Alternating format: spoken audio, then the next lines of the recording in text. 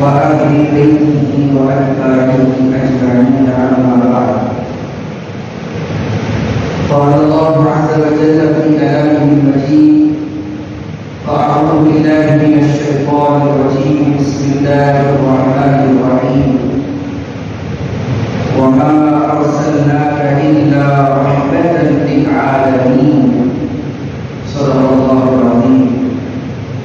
وقال النبي صلى الله عليه وسلم: إنما بعثت لأتمم مكارم الأخلاق، أو كما قال النبي صلى الله تعالى عليه وسلم.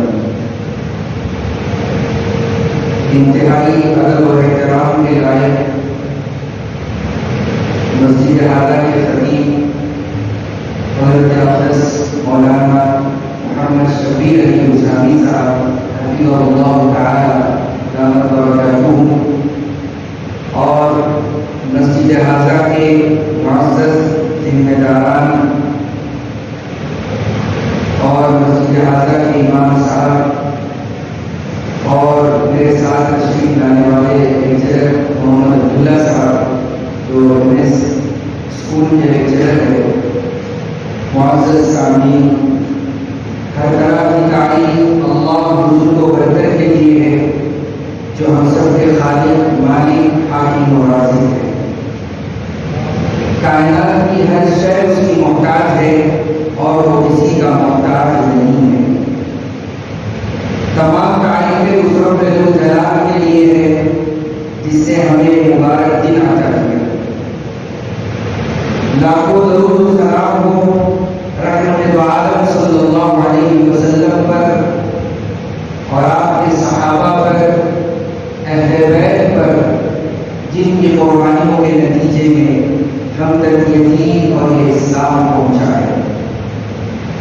معزز سامعین، آج بروز پیر بابا ربیع الاول، آج ہی کے دن سرکار عالم صلی اللہ علیہ وسلم کی دنیا میں تشریف لائے۔ اللہ تبارک و تعالیٰ نے جب اس دنیا کو بنایا، ہم سب جانتے ہیں کہ سب سے پہلے انسان حضرت آدم علیہ السلام ہے، اور اللہ تعالیٰ نے جب حضرت آدم علیہ السلام کو بنانے کا ارادہ کیا، اللہ نے فرمایا: بسم اللہ الرحمن الرحیم، وَإِذْ قَالَ رَبُّكَ لِلْمَلَائِكَةِ إِنِّي جَاعِلٌ فِي الْأَرْضِ خَلِيفَةً، کہ تمہارے رب نے فرشتوں سے کہا کہ میں زمین میں خلیفہ بنانا چاہتا ہوں۔ فرشتوں نے کہا: أَتَجْعَلُ فِيهَا مَن يُفْسِدُ فِيهَا وَيَسْفِكُ الدِّمَاءَ، کہ فرشتوں نے کہا کہ آپ ایسی مخلوق بنا رہے ہیں جو دنیا میں جا کر فتنہ و فساد کرے گی، آپس میں جھگڑے گی۔ فرشتوں کو تجربہ تھا، کیونکہ انسانوں سے پہلے جنات کی آبادی تھی اور وہ لوگ آپس میں اسی طرح جھگڑ گئے۔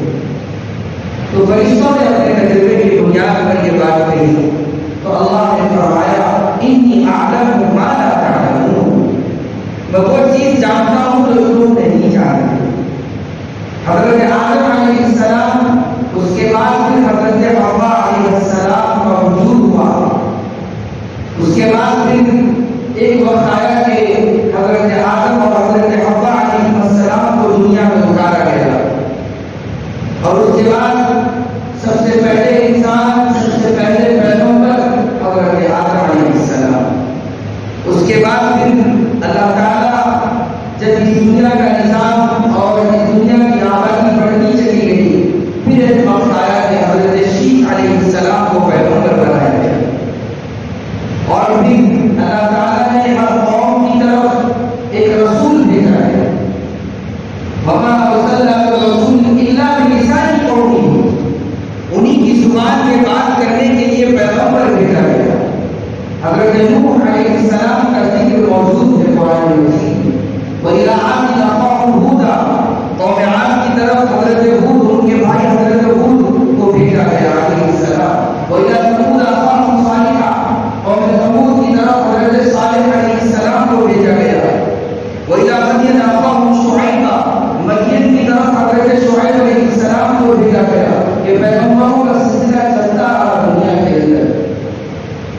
مختلف پیغمبروں کو مختلف علاقوں کی طرف بھیجا گیا، ان کی زبانیں مختلف، ان کی طبیعتیں مختلف۔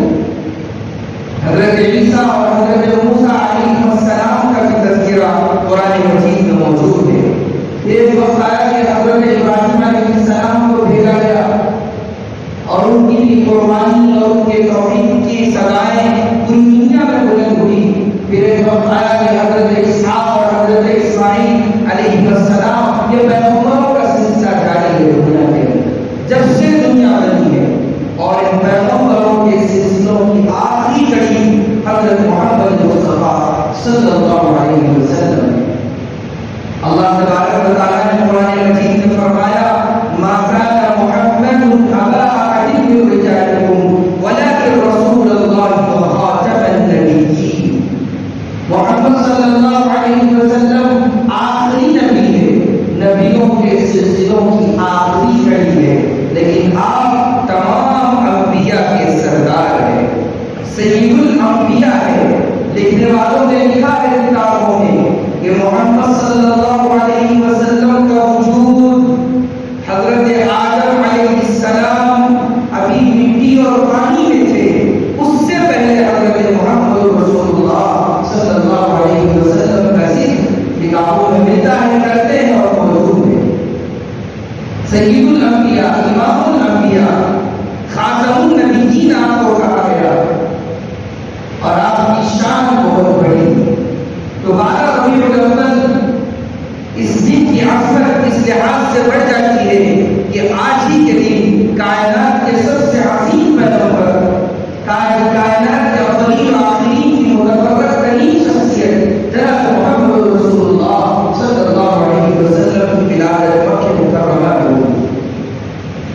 تفصیل کا موقع نہیں ہے، حضور اکرم صلی اللہ علیہ وسلم کی ولادت سے پہلے کے واقعات، آپ کی پیدائش اس سال ہوئی جس سال واقعہ فیل ہوا، اور اس زمانے میں تاریخ لکھنے کا بڑا رواج نہیں تھا۔ جس سال جو بڑا واقعہ ہوتا اس سال کو اس واقعے کے ساتھ منسوخ کر دیتے تھے۔ تو واقعہ فیل ہاتھیوں والا لشکر ابرہہ لے کر آیا تھا مکہ مکرمہ کو اٹھانے کے لیے، اور اس وقت حضور اکرم صلی اللہ علیہ وسلم کے دادا عبد المطلب نے ابرہہ سے مقابلہ کیا، ڈٹ کر اس کے سامنے کھڑے رہے اور کہا کہ تو جانے اور اس کعبے کا رب اور میرا رب جانے کہ میں اپنی چیزوں کی حفاظت کروں گا، اور یہ کعبہ کہ اللہ کا گھر ہے اور اس کی حفاظت خود اللہ کرے۔ حضرت عبد المطلب کا واقعہ بہت مشہور ہے کہ آپ کا نام اصل جو تھا شیبہ تھا، اور آپ مدینہ منورہ اپنے ننیال میں رہتے تھے، اور آپ کے چچا مطلب مدینہ گئے ہوئے تھے، اور وہاں ایک تیر بازی کا اور ایک کمپٹیشن چل رہا تھا تیروں کا۔ اس میں دیکھا گیا ایک نوجوان نے، ایک نوجوان لڑکا ہے، وہ تیر اندازی کرتا ہے، تیر پھینکتا ہے اور اس کا تیر نشانے پر لگتا ہے، اور وہ فخر سے کہتا ہے کہ میں اس خاندان کا بچہ ہوں جس کا نشانہ کبھی چھوٹتا ہے۔ مطلب نے پوچھا کہ کون ہے؟ لوگوں نے کہا کہ آپ کا بھتیجا ہے۔ پھر حضرت مطلب نے ان کو لے کر آئے، اور جب مکے میں داخل ہوئے تو لوگوں نے سمجھا کہ مطلب نے اپنے لیے غلام خرید لیا۔ جب سے وہاں سے وہ کہا عبد المطلب پڑھ گئے۔ عبد المطلب کے 12 بیٹے تھے، اور سب کے سب خوبصورت، اور ان تمام بیٹوں میں عبداللہ بہت خوبصورت تھے۔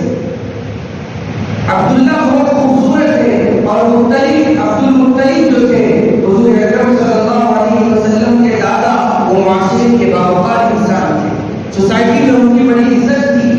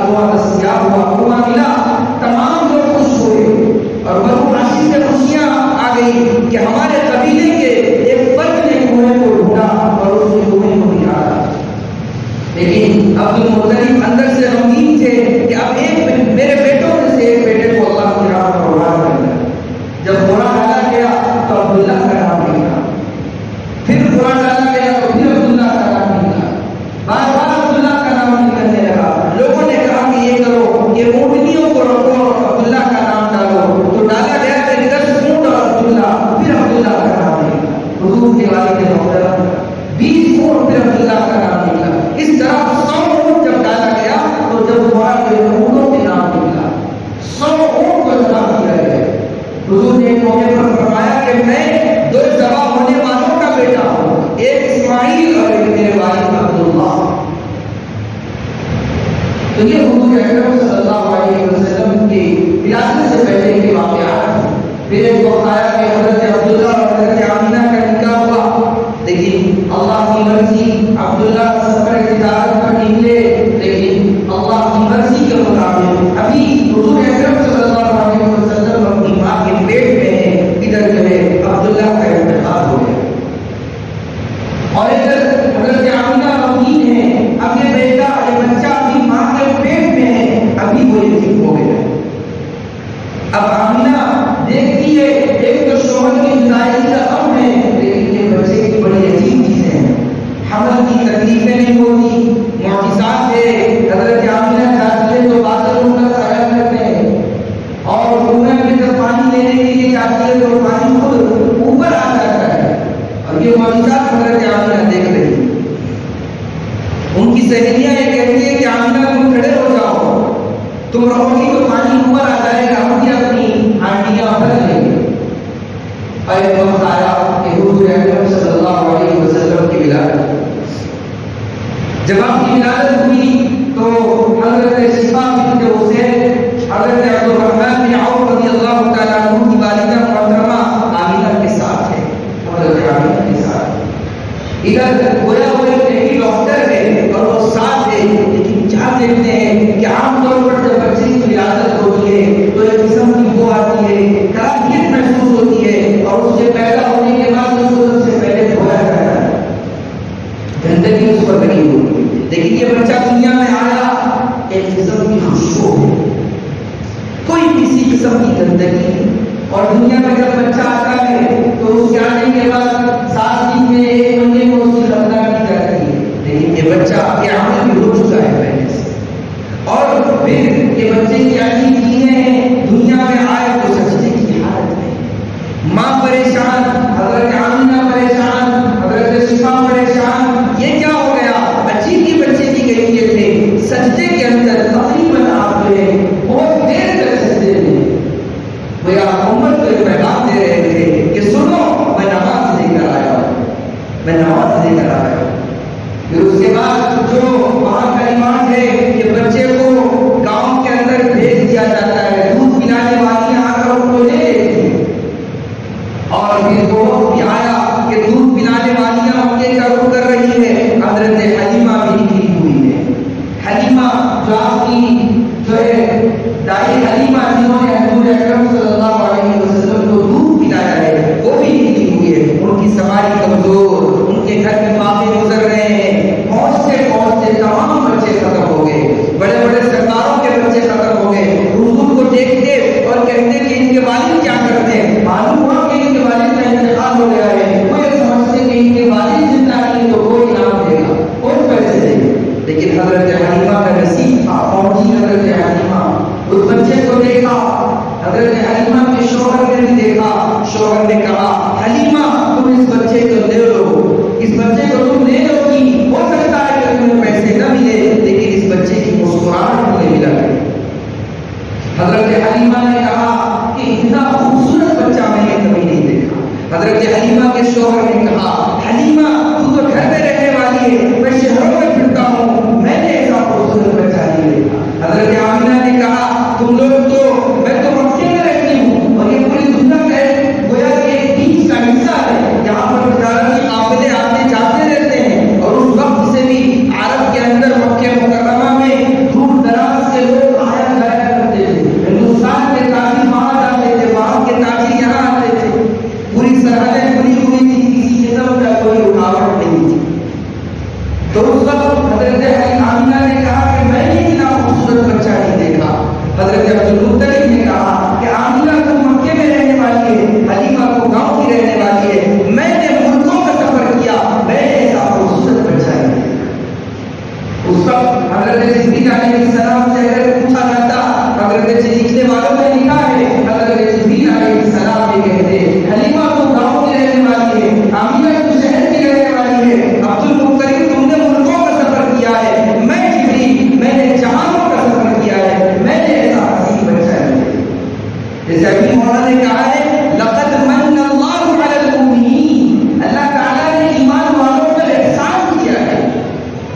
حضور اکرم صلی اللہ علیہ وسلم کی خوبصورتی کے چرچے حضرت آمنہ ہوئی.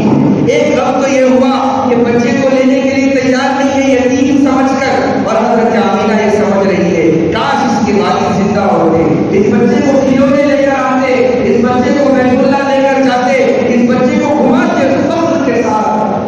گویا وہ سب حضرت آمنہ کو یہ جواب اللہ کی طرف سے مل رہا ہے، آمنہ تم نے گھبرانا، ایک وقت آئے گا کہ اس بچے کے لیے چاند کو کھلو کر بنا دیا جائے. یہ بچہ انگلی سے اشارہ کرے گا چاند کی جانب، چاند کے جو ٹکڑے ہوں گے، اور جب چاند کے جو ٹکڑے ہوئے اس وقت یہاں کے مہاراجاؤں نے ان کے اندر بھی اس کو دیکھا. اسی لیے لکھتے ہیں کہ اسلام کی روشنی اسی وقت داخل ہو گئی تھی ملکوں کے اندر جب چاند کے جو ٹکڑے ہوئے. جب وہاں کے تاجر یہاں آئے، مہاراجاؤں نے پوچھا کہ ایسا واقعہ بڑا پیش آیا ہے، انہوں نے اس کی تصدیق کی. اسی وقت اسلام ہند کے اندر پہنچ چکا. تو محمد صلی اللہ علیہ وسلم کے لیے آمنہ تم سیر و تفریح کی بات کرتی ہو، گھومنے کی بات کرتی ہو، ایک وقت آئے گا کہ ہم اس محمد کو راتوں رات مسجد حرام سے مسجد اقصی تک لے جائیں گے اور وہاں سے ساتوں آسمانوں کا سفر کرائیں گے. پھر یہ حضرت حلیمہ نے محمد رسول اللہ صلی اللہ علیہ وسلم کو اپنے گود میں لیا. گویا حلیمہ کا جو ہے نصیب جاگ اٹھا. اب جو اونٹ کی طاقت کمزور ہے وہ اونٹ کی طاقتور ہو گئی. میں تفصیل میں نہیں جا رہا، اگر میں تفصیل میں جاؤں سیرت ایک ایسا موضوع ہے کہ اس پر بولتے چلے جائیں تو دن ختم ہو جائیں گی، آوازیں ختم ہو جائیں گی، لیکن سیرت کبھی ختم نہیں ہوگی. تو معزز سامعین، حضرت حلیمہ کی اونٹ کی طاقتور ہو گئی. حضرت حلیمہ جب وہ اونٹنی پر سوار ہو کر اپنے گھر کی طرف جا رہی ہے تو ساتھیوں نے پوچھا کہ حلیمہ کیا تم نے اپنی سواری بدل لی ہے؟ حلیمہ نے کہا میں نے اپنی سواری نہیں بدلی، میں نے اپنا سوار بدل دیا. یہاں پر معجزات کا ظہور ہو رہا ہے، معجزات کا ظہور ہو رہا ہے. وہ حلیمہ جن کے جانور کمزور ہے، دودھ ان کے گھر میں نہیں رہتا، غلے کی کمی ہے، لیکن کیا کہتے ہیں کہ پورا علاقہ منور ہو گیا، پورے علاقے میں برکتیں آ گئی. اور ایک طرف ظلم و بربریت جہاں پر چل رہی تھی اور جہاں پر اللہ کے خلاف جو باتیں کہی جاتی تھی، ان کے بڑے بڑے محلات کے اندر بڑے بڑے واقعات ہو گئے. گویا انہوں نے محسوس کیا کہ محمد رسول اللہ کی آمد ہو چکی ہے. اور جس پیغمبر کی آمد کا انتظار تورات پڑھنے والوں کو بھی تھا، انجیل پڑھنے والوں کو بھی تھا، مختلف صحیفے جن کے پاس تھے، جو نالج رکھتے تھے اپنے مذہب کی، ان کو یہ بات معلوم کی کہ ایک وقت آئے گا کہ آخری پیغمبر آئیں گے. ایک وقت آیا کہ آپ پروان چڑھنے لگے اور ادھر حضرت حلیمہ نے لے کر 2 سال کے بعد مکہ پہنچی حضور کو. حضرت آمنہ نے کہا کہ مکے میں ایک بڑی ہوا پھیلی ہوئی ہے، تم واپس لے کر جاؤ. پھر ایک وقت آیا کہ 6 سال کی عمر ہے، حضور اپنے بھائیوں کے ساتھ کھیل رہے ہیں، جھاڑیوں کے اندر 2 سفید پوش لوگ آتے ہیں اور آ کر حضور اکرم صلی اللہ علیہ وسلم کے سینے مبارک کو چاک کرتے ہیں. سب سے پہلے اوپن ہارٹ سرجری یہ ہوئی ہے کہ آپ کے سینے مبارک کو چاک کیا گیا. بھائی ان کے بہنیں بھاگتی ہوئی ماں کے پاس گئی اور کہا کہ عجیب واقعہ ہو رہا ہے. دوڑتی ہوئی حضرت حلیمہ آئی تو دیکھا کہ حضور اس کا رنگ زرد پڑا ہوا ہے، آپ خوف کے عالم میں ہے. حضرت حلیمہ گھبرا گئی، فوراً لے کر مکہ مکرمہ پہنچی اور حضرت آمنہ سے کہا کہ اس بچے کی میں عجیب عجیب چیزیں دیکھ رہی ہوں. آمنہ نے کہا کہ میں نے بھی دیکھی ہے، حمل کے دوران بھی دیکھا ہے، ولادت کے وقت بھی دیکھا ہے. پھر ایک وقت آیا کہ حضرت آمنہ کا انتقال ہو گیا. ماں کا سایہ سر سے اٹھ گیا، باپ کا سایہ تو دنیا میں آنے سے پہلے ختم ہو گیا. اب آپ اپنے دادا کی زیر تربیت اور زیر پرورش ہے. پھر ایک وقت آیا کہ تقریباً 8 سال کی عمر میں یا اس سے بعد آپ کے دادا کا بھی انتقال ہو گیا. اب آپ اپنے چچا ابو طالب کی زیر سرپرستی اور زیر پرورش آئے. اور آپ کی شان یہ ہے کہ مکہ مکرمہ کے اندر جو خراب چیزیں ہوتی تھی، جو بے حیائی کے موقع آتے تھے، اس موقع پر اللہ آپ کو محفوظ رکھتے. ایک موقع پر سیرت کی کتابوں میں موجود ہے کہ ایک ایسی جگہ پر آپ پہنچے جہاں پر رقص و سرور چل رہا تھا.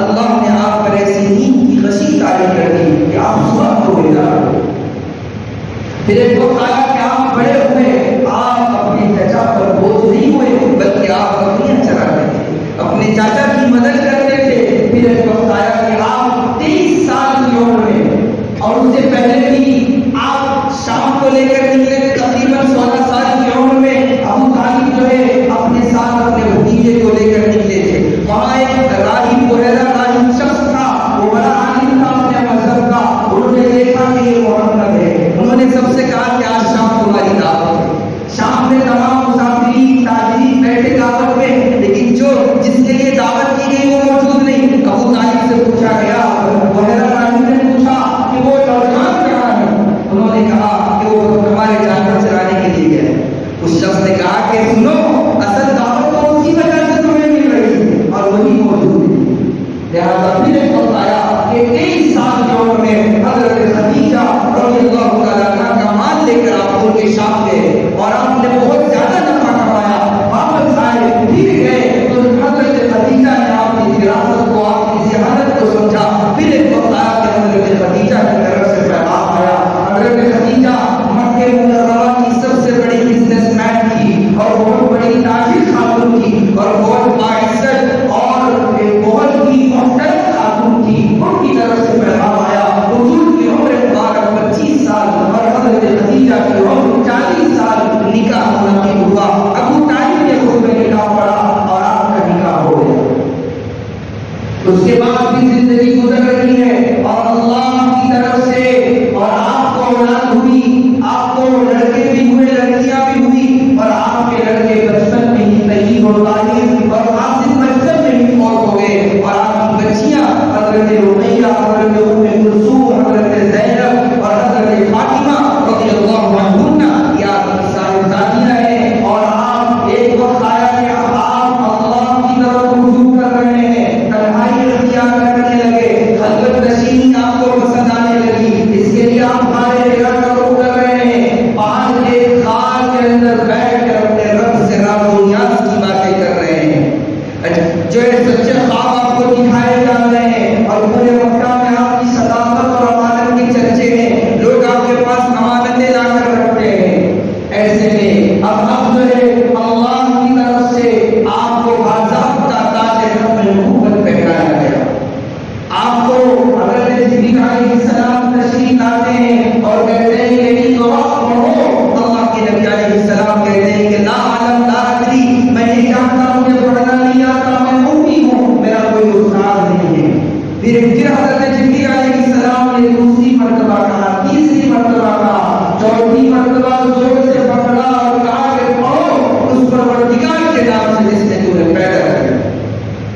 اقرأ باسم ربك الذي خلق، خلق الإنسان من علق، اقرأ وربك الأكرم الذي علم بالقلم، علم الإنسان ما لم يعلم۔ یہ 5 آیتیں سب سے پہلے اترتی ہیں مکہ مکرمہ میں، اور یہ 5 آیتوں کو سامنے رکھ کر پیچھے آئیے اور مکہ مکرمہ کی جہالت کا اور اس کا جائزہ لیا جائے کہ وہاں پر ظلم و بربریت کیا جا رہا ہے، اور صرف اس بات کو لے کر کہ فلاں قبیلے کے اونٹ پہلے پانی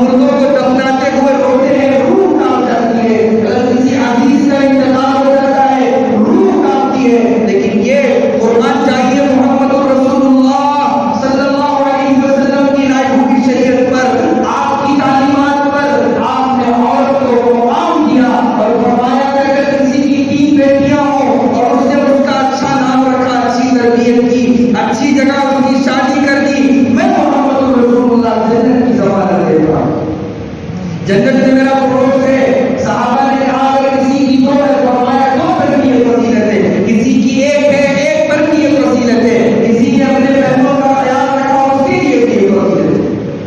یہ مقام کس نے دیا؟ یہ حالت کی قرآن سے روٹی کا نبی خلق کے نزول سے پہلے کہ پھر ماں کے بارے میں کہ باپ کی چھوڑی ہوئی جائیداد کا ایک حصہ ہے، کوئی اس کی عظمت نہیں ہے، لیکن حضور نے اس کے قدموں کے نیچے جنت کو رکھا۔ اب یہاں پر جہالت ہے، ظلم ہے، بربریت ہے، ایسے میں نزول ہو رہا ہے، اقرا پڑھو پڑھو پڑھو، حالانکہ لڑو کی بات نہیں ہے، طاقت لاؤ نہیں، اقرا بسم ربک الذی خلق، پڑھو اس پروردگار کے نام سے جس نے پیدا کیا ہے، خلق الانسان من علق، جس نے انسان کو خون کے لوتھڑے سے بنایا، اقرا وربک الاکرم، پڑھو تمہارے پروردگار باعزت ہے، الذی علم بالقلم، جس نے قلم کے ذریعے سکھایا، اور علم الانسان ما لم يعلم، انسان کو وہ چیزیں سکھائی کہ وہ نہیں جانتا ہے، تو معلوم ہوا کہ اس جہالت کا مقابلے کے لیے ایجوکیشن کی بات کی گئی، ایجوکیشن کی تعلیم دی گئی، ایجوکیشن کی بات کی گئی، اب اس اندھیرے کا خاتمہ تعلیم سے ہوگا۔ لہذا اسلام کے بارے میں جو اعتراضات کرتے ہیں، دنیا کے اندر سب سے پہلے اگر کسی نے ایجوکیشن کی بات کی ہے تو وہ مذہب اسلام۔ لہذا اب ان آیتوں کا نزول ہوا اور کہا گیا کہ پڑھو، کیا پڑھو؟ اللہ کی تعلیمات کو بھی پڑھو اور اللہ کی بنائی ہوئی اس دنیا کی چیزوں کو بھی پڑھو، تمام علوم و فنون کو پڑھو، تخصیص کسی کی نہیں ہے، ہر وہ علم جس کے ذریعے سے معرفت خدا نصیب ہو، تخصیص نہیں ہے، دین اور دنیاوی علوم کی، دینی علوم بھی ضروری ہے، دنیاوی علوم بھی ضروری ہے، ایسا نہیں اگر کوئی ڈاکٹر ہے، انجینئر ہے، پروفیسر ہے، وکیل ہے، اگر وہ اللہ سے ڈرتا ہے اور اپنے اس علم کے ذریعے دین کی خدمت کرتا ہے تو گویا اس نے اپنے علم کے ذریعے اپنے رب کو پہچانا۔ ہاں حقیقی علم تو دینی علم ہے، اس کے بغیر کوئی چارہ نہیں ہے، لیکن جتنے دنیاوی علوم ہیں، چاہے وہ سائنس ہو، سوشل ہو، میتھ ہو، یا پھر جو ہے کتنے بھی علوم و فنون ہیں، ان تمام کے تعلق سے یہ ہے کہ وہ بھی علم کا ایک حصہ ہے۔ جو سائنٹسٹ ہے وہ پڑھے اور جو ماہرین فلکیات کے، ماہرین ارضیات کے، یہ تمام لوگ پڑھے اور دیکھیں اللہ کی کیسی نشانیاں ہیں۔ اللہ نے ان فی خلق السماوات والارض واختلاف اللیل والنہار، آسمانوں میں، زمین و آسمانوں اور زمین کی تخلیق میں، دن و رات کی گردش میں بے شمار نشانیاں ہیں، لآیات لأولی الالباب، عقل مند لوگوں کے لیے نشانیاں ہیں، اور یہ تمام علوم قرآن کے اندر موجود ہے، ڈاکٹری قرآن کے اندر موجود ہے، وکالت قرآن کے اندر موجود ہے، اتنے علوم اور فنون دنیا کے اندر موجود ہے۔ آئیے سورہ مومنون کا سب سے پہلا رکوع پڑھ لیجیے اور اس کی آیتوں کو پڑھ لیجیے، حمل کے جتنے مرحلے ہیں اور حمل قرار پانے سے لے کر وضع حمل تک کتنے دن ہوتے ہیں، کتنے ایام ہوتے ہیں، کیا کیا چیزیں ہیں، سب قرآن کے اندر موجود ہے۔ تو یہ ان آیتوں کا نزول ہوا۔ اب اللہ کے نبی علیہ السلام گھر پر پہنچے اور یہ کون سی آیت ہے؟ قرآن کی آیت ہے، اور قرآن کیا ہے؟ اللہ کا کلام ہے، یہ اللہ کی باتیں ہیں، اور اس کلام کا بوجھ پہاڑوں پر پیش کیا گیا، زمین و آسمان پر پیش کیا، سب نے اس کے اٹھانے سے انکار کر دیا۔ اب ان آیتوں کا نزول محمد رسول اللہ صلی اللہ علیہ وسلم پر ہوا۔ کب کبھی آپ کی اس مبارک پر طاری ہو گئی، اپنے گھر پر پہنچتے ہیں، حضرت خدیجہ کو واقعہ سناتے ہیں۔ حضرت خدیجہ رضی اللہ عنہا یہ کہتی ہے کہ آپ کا رب آپ کے ساتھ برا نہیں کرے، کیوں؟ اس لیے کہ آپ جو بھوکے ہیں ان کو کھانا کھلاتے ہیں، جو ننگے ہیں ان کو کپڑا پہناتے ہیں، آپ مدد کرتے ہیں، لہذا جب آپ اس کی مخلوق کی مدد کرتے ہیں تو خالق تمہارے ساتھ برا نہیں کرے۔ انہوں نے کہا کہ چلو، حضرت ورقہ بن نوفل حضرت خدیجہ کے چچیرے بھائی تھے اور وہ دوران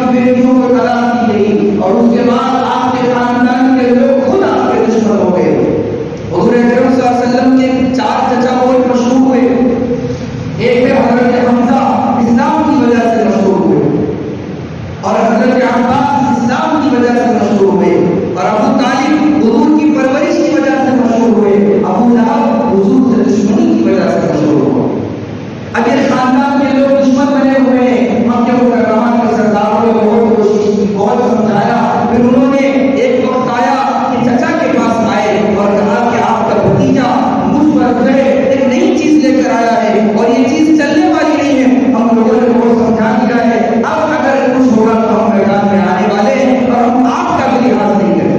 अबू तालिब ने मोहम्मद रसूलुल्लाह सल्लल्लाहु अलैहि वसल्लम से कहा कि अब इस उम्र में मुझे तकलीफ मत दो।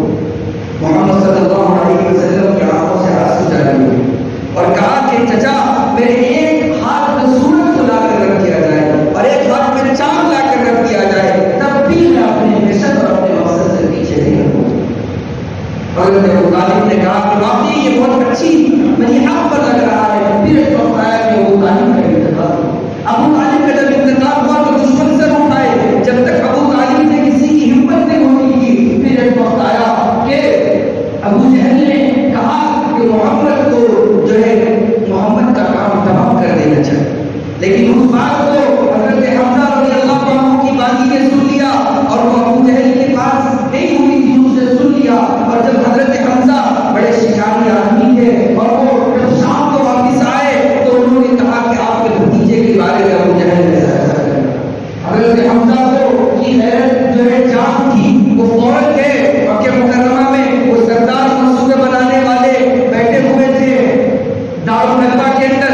उन्होंने जाकर अबू जहल के कंधे पर मारा और कहा कि सुन, मैं मेरे भतीजे के दीन पर जो है कबूल कर रहा हूँ, इस्लाम ला रहा हूँ, अब तो रोक कर रहा हूँ। उसके बाद फिर हज़रत हम्ज़ा ने भी इस्लाम कबूल किया और फिर जो है एक वक्त आया कि हज़रत नबी करीम सल्लल्लाहु अलैहि वसल्लम ने दुआ मांगी कि दुआ की कि ऐ अल्लाह उमर अता फरमा। सारे सहाबा उम्मीद है और हज़रत उमर मुराद है रज़ियल्लाहु अन्हु। और हज़रत उमर रज़ियल्लाहु अन्हु के इस्लाम लाने का भी अजीब वाक़या दारुल नदवा में बैठकर मीटिंग हुई कि अब जो है मोहम्मद का काम तमाम करना है, लेकिन अबू जहल की हिम्मत नहीं। हज़रत उमर बड़े बहादुर आदमी थे, उन्होंने कहा कि मैं ये काम करूंगा, लेकिन अल्लाह की तरफ से मर्जी अल्लाह की कुछ और थी। जब निकले थे लोगों ने कहा कि अपनी बहन की खबर लो। जब बहन की खबर ली गई, बहन ने कहा कि तू खत्ताब का बेटा है तो मैं भी खत्ताब की बेटी हूँ। गैरत ललकारी, बहन ने गैरत को ललकारा और कहा कि पहले सुन तो वो क्या कहते हैं। आयतों को सामने पेश किया गया, वो खुद लिखिए और दौड़ते हुए आए। सारे सहाबा बैठे हुए थे दारे अरकम में, हज़रत उमर के हाथ में तलवार भी थी। सहाबा ने समझा कि वो गलत इरादे से आ रहे हैं। हुजूर ने फरमाया कि घबराओ नहीं। हज़रत हम्ज़ा रज़ियल्लाहु अन्हु ने अपनी तलवार निकाली। अगर वो बातचीत के लिए आया है तो हमें कबूल है, अगर वो गलत इरादे से आया तो वो खत्म हो जाएगा आज। लेकिन फिर अगर उमर रज़ियल्लाहु अन्हु दाखिल हुए और उन्होंने कहा कि हुजूर आपकी गुलामी है। उसके बाद फिर जो है इस्लाम की ताकत बढ़ती चली गई और एक वक्त आया कि सफा पहाड़ी का वाक़या बहुत मशहूर है। सफा पहाड़ी पर चढ़कर हुजूर अकरम सल्लल्लाहु अलैहि वसल्लम ने कहा या अय्युहन्नास कुलू ला इलाहा इल्लल्लाह, ऐ लोगों को अल्लाह एक है। सारे लोग दुश्मन बन गए। अबू लहब चाचा अबू लहब ने कहा कि तूने ये बकवास बातें करने के लिए हमें यहाँ बुलाया है, अब जो है जुल्म के बाहर फिर दौड़े जा रहे हैं। आप लोगों का समाजी बैकआउट किया गया। फिर एक वक्त आया कि हबशा को हिजरत करना पड़ा।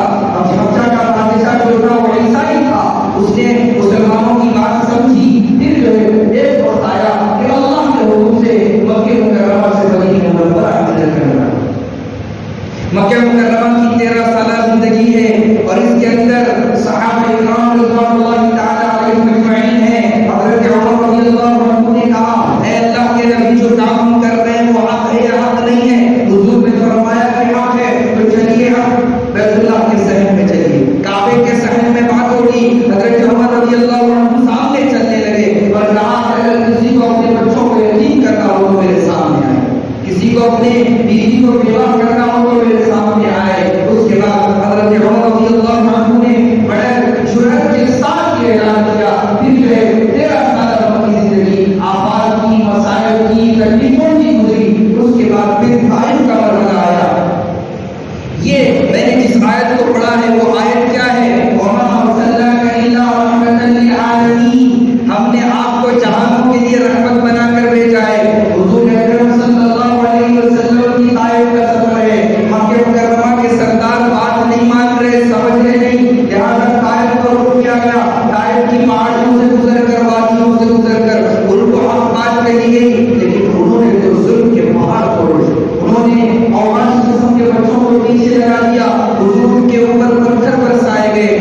کے نالے مبارک خون سے تر ہو گئے، اس کے باوجود حضور نے رحمت کا مظاہرہ کیا۔ طائف کا واقعہ اتنا بڑا ہوا کہ اللہ نے اپنے پیغمبر کو معراج کا سفر کرایا۔ اس کے بعد اللہ نے ان سے مدینہ منورہ ہجرت کی، اور ہجرت کے بعد پھر غزوہ بدر ہوا۔ غزوہ بدر سے پہلے بھی مکے کے لوگ یہ سمجھ رہے تھے کہ مسلمان کمزور ہیں، جیتتے ہیں، لیکن جب غزوہ بدر ہوا 313 1000 سے زائد لوگوں پر قابو پا گئے، اللہ کی مدد آئی۔ جب غزوہ بدر ہوا تو پورے عالم میں بحران مچ گیا۔ اب مدینہ منورہ کے لوگوں کو ٹارچر کر رہے تھے کہ تم لوگوں نے مسلمانوں کو کیوں بنا دی۔ پھر ایک وقت آیا کہ پھر سن 2 ہجری، اس کے بعد ایک وقت آیا کہ تقریباً سن 8 ہجری میں مکہ مکرمہ فتح ہوا، اور اس کے بعد اس سے پہلے غزوہ احد ہے، خندق ہے، بے شمار واقعات میں تفصیل کا موقع نہیں ہے۔ پھر اس کے بعد جو ہے فتح مکہ، صلح حدیبیہ ہوا، پھر فتح مکہ ہوا۔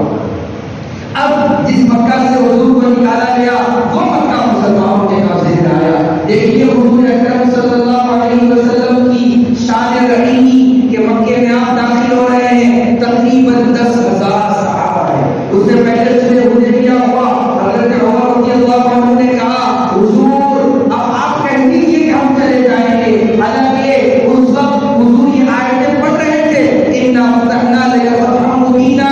اللہ نے کہہ دیا تھا کہ آپ لوگ عمرہ کر رہے ہیں، آپ لوگ طواف کر رہے ہیں، اس کے باوجود خواب میں دکھا دیا گیا۔ صحابہ نے کہا کہ اب ہم پیچھے نہیں ہٹ سکتے، لیکن حضور نے کہا کہ نہیں، اللہ کی مرضی کچھ اور ہے۔ اس کے بعد پھر مکہ مکرمہ فتح ہوا، 10,000 صحابہ کے ساتھ حضور جا رہے ہیں، مکے میں داخل ہوئے۔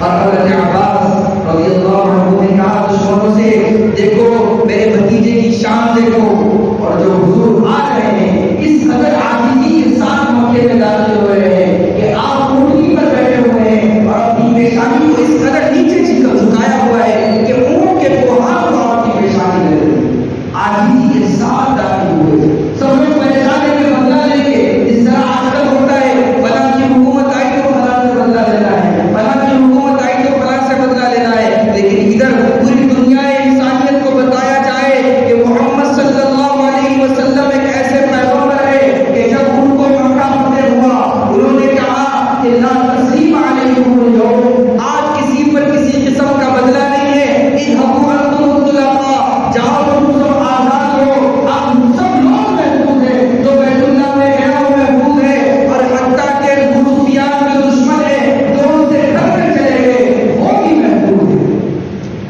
یہ اعلان ہوا، پریشان ہے لوگ۔ اب اس کے بعد دنیا انسانیت کو بتایا جائے کہ اس طرح کے واقعات شاید ہی تاریخ میں کبھی پیش آئے۔ اور پھر حضور اکرم صلی اللہ علیہ وسلم نے تمام کو معاف کر دیا، سب اسلام کے آغوش میں آ گئے۔ پھر آپ نے فرمایا کہ غلبت الروم بھی اسلام کے قبضے میں آیا، تمام ممالک اسلام کے قبضے میں آئے، اسلام پھیلتا چلا گیا۔ تو معزز سامعین، حضور اکرم صلی اللہ علیہ وسلم تمام جہانوں کے لیے رحمت ہے، انسانوں کے لیے آپ رحمت ہے، جانوروں کے لیے آپ رحمت ہے۔ حضور اکرم صلی اللہ علیہ وسلم کے دربار میں اونٹنی آ کر اپنے آقا کی شکایت کرتی ہے۔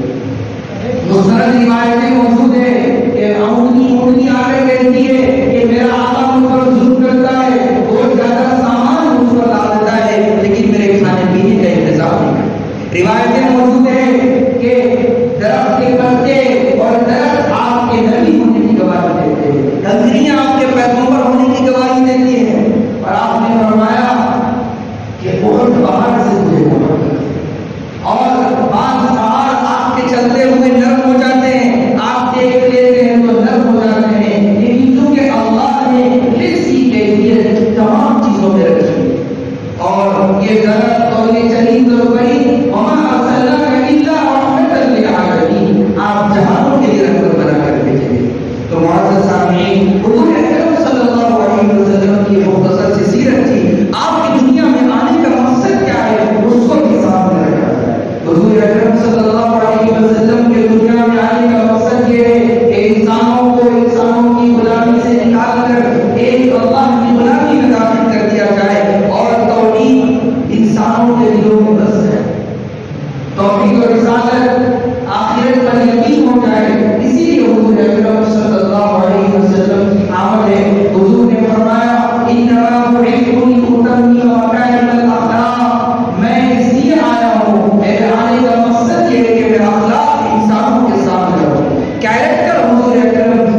اللہ علیہ وسلم کا کیسا تھا۔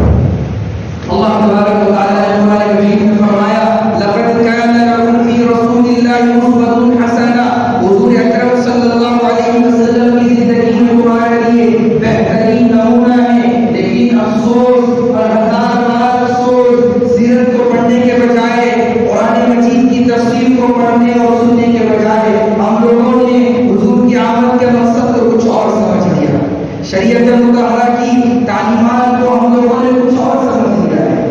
حالانکہ حضور اکرم صلی اللہ علیہ وسلم کو سب سے زیادہ جو خوشی ہوتی ہے وہ اس وقت ہوتی ہے کہ جب کوئی بندہ حضور کی خدمت میں درود پاک کا نظارہ پیش کرتا ہے۔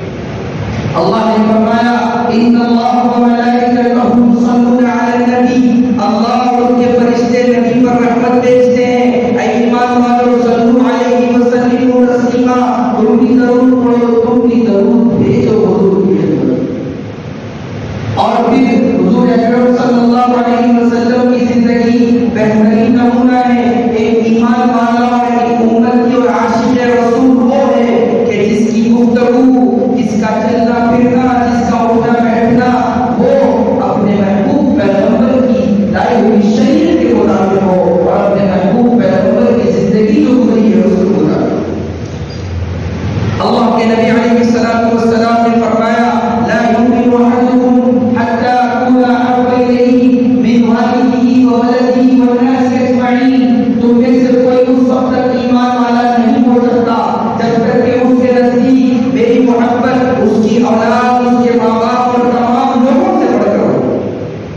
لیکن آج صورتحال کا جائزہ لیا جائے، صورتحال کا جائزہ لیا جائے ملکوں میں، شہروں میں، کسی 12 ربیع الاول کو حضور کی شان میں نعتیں پڑھی جائے اور نعرے لگائے جائیں اور جلوس نکالے جائیں اور گھروں کے اندر جو ہے بہت زیادہ چمک ہو، دمک ہو، ہاں بہت اچھی چیز ہے، نعرے لگائے جائیں، حضور کی شان میں نعتیں پڑھی جائے، لیکن حضور کے آنے کا مقصد کیا ہے کہ عمل کے ذریعے اس کو بلایا جائے، عمل کے ذریعے اس کو بتایا جائے۔ سنیے دنیا کے اندر جو کوئی اپنے آپ کو عاشق رسول کہتے ہیں، اگر ان کو حضور کی پوری زندگی نہیں معلوم ہے تو ان کو عاشق رسول کہنے کا حق نہیں۔ حضور کی مکی زندگی اور حضور کی مدنی زندگی اور حضور اپنے ساتھیوں کے ساتھ کیسے رہتے تھے، آپ کا چلنا پھرنا کیسا تھا، آپ کیسے تعلیم تھے، حضور اکرم صلی اللہ علیہ وسلم کے اخلاق مسلمانوں کے اندر بالکل ختم ہو گئے ہیں۔ دیکھیے مسلمانوں کے محلوں میں، گاؤں میں، شہروں میں تھوڑی تھوڑی باتوں پر سال تک دوست آپس میں بات نہیں کرتے، رشتے دار آپس میں بات نہیں کر رہے، دوست آپس میں بات نہیں کر رہے، اور ایک محمد رسول اللہ صلی اللہ علیہ وسلم کے دربار میں ایک ایسا آدمی آتا ہے، اما عائشہ رضی اللہ عنہا کو حضور نے فرمایا یہ آدمی اپنے سماج کا سب سے خراب انسان ہے، بئسم العشیرہ، بئس اخو العشیرہ۔ اس کے بعد جب وہ شخص آتا ہے حضور اس سے نرم گفتگو کرواتے ہیں۔ اما عائشہ رضی اللہ تعالی عنہا اس شخص کے جانے کے بعد کہتی ہے قلت ما قلت ثم علنت له القول، آپ نے اس کے بارے میں ایسی ایسی باتیں کہی، پھر آپ جو اس سے اتنی نرم گفتگو کروا رہے ہیں۔ حضور نے فرمایا کہ جو آدمی سماج میں برا ہوتا ہے تو لوگ اس سے دور رہتے ہیں اور اس سے بچنے کی کوشش کرتے ہیں۔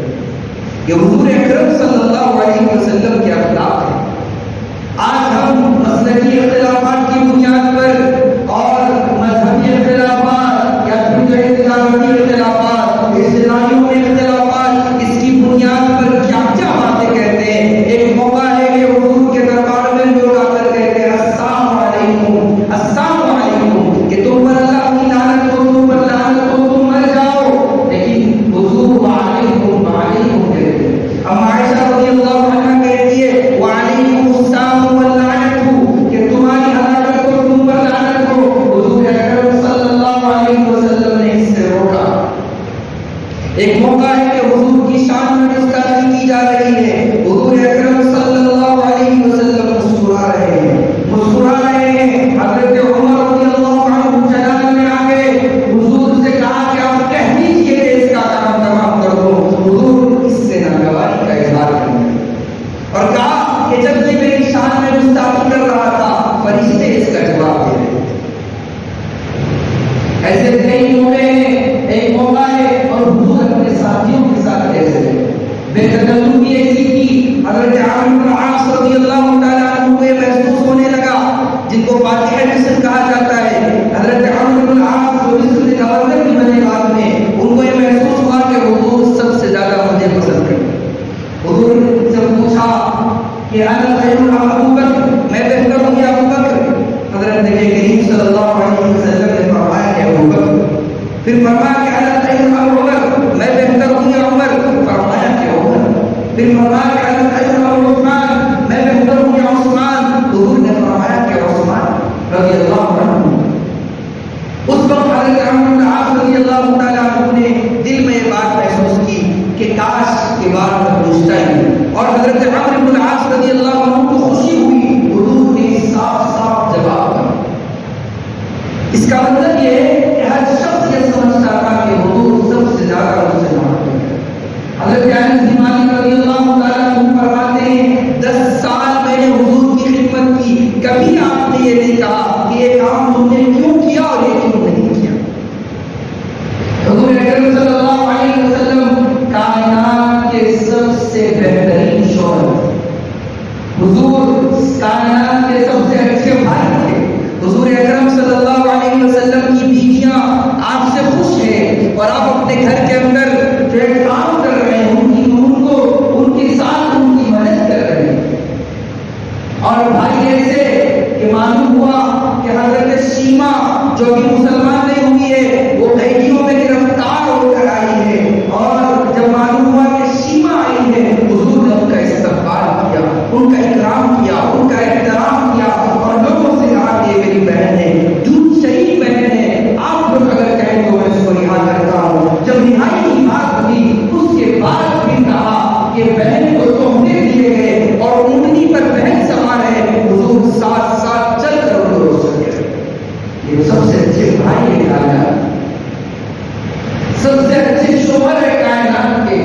حضور اکرم صلی اللہ علیہ وسلم جو ہے فرماتے ہیں کہ تم نے سب سے بہتر ہو جو اپنے گھر والوں کے لیے بہتر ہو، اپنی بیویوں کے لیے بہتر ہو، اپنی اولاد کے لیے بہتر ہو۔ یہ عالی زندگی اور اس زندگی کو اپنانے کی ضرورت ہے۔ ربیع الاول کا یہی پیغام ہے۔ یہ پیغام ہرگز نہیں ہے کہ جلسے اور جلوس کیے جائیں، کھانا کھایا جائے اور اس کے یہ کھا رہے ہیں، یہ پی رہے ہیں، یہ اللہ کی نعمت ہے، اس سے انکار نہیں ہے اور اس کو نہیں کرنا نہیں ہے، لیکن کرنے کے جو کام ہے پوری زندگی حضور اکرم صلی اللہ علیہ وسلم کی شریعت کے مطابق۔ اس طرح کہا جاتا ہے کہ سر کے باتوں سے لے کر پیر کے ناخن تک تمام چیزیں ہماری حضور کی لائی ہوئی شریعت کے مطابق۔ اصل ربیع الاول کا یہی مقصد ہے، اصل ورنہ تو خدا کی قسم ہمارے ناموں سے، ہمارے نام پڑھنے سے حضور کی شان میں اضافہ ہونے والا نہیں ہے۔ آپ کی شان اتنی بڑی ہے، اللہ نے قرآن کے اندر آپ کی نام پڑھی ہے۔ اللہ نے فرمایا وما ارسلناک الا رحمۃ للعالمین، اے پیغمبر آپ جہانوں کے لیے رحمت ہے۔ اللہ نے فرمایا والضحیٰ، آپ کے روشن چہرے کی قسم۔ اللہ نے فرمایا ورفعنا لک ذکرک، ہم نے آپ کے ذکر کو بلند کیا ہے۔ اللہ نے فرمایا لقد من اللہ علی المؤمنین، ایمان والوں پر آپ کی بعثت کے ذریعے احسان کیا گیا۔ آپ دنیا میں رہے ہیں، آپ کے جانے سے انسانوں پر احسان ہوا ہے۔ حضور کی شان بہت بڑی ہے۔ ہمارے کہنے سے ہاں ہم عمل کریں گے، ہم عمل کریں گے تو روز قیامت حضور سے ملاقات ہوگی۔ ہم عمل کریں گے تو جام کوثر حضور کے ہاتھوں ہمیں ملے گا۔ ہم عمل کریں گے حضور کا پڑوس ہمیں نصیب ہوگا۔ تو معزز سامعین، یہ مختصر سی سیرت تھی، سیرت پر گفتگو کرنا یا اس پر لکھنا کہ لکھنے والوں نے، بولنے والوں نے یہی کہا لا یمکن الصلاۃ کما کان حقہ بعد خدا مجرد قصہ مختصر کہ بھائی اللہ کی بات اگر کوئی ہستی ہے تو حضرت محمد صلی اللہ علیہ وسلم ہے۔ لہذا یہ آج کا یہ اجتماع یہ کافی نہیں ہے، جمعے کے دن جو عظیم دن اللہ نے ہمیں عطا کیا ہے، جمعہ عید المؤمنین ہے، جمعہ ایمان والوں کے لیے بڑی نعمت ہے، اور جمعہ کے لیے اللہ نے ایک الگ سے سورہ اتارا ہے، سورۃ الجمعہ، اور اس کے اندر جمعے کے بارے میں فرمایا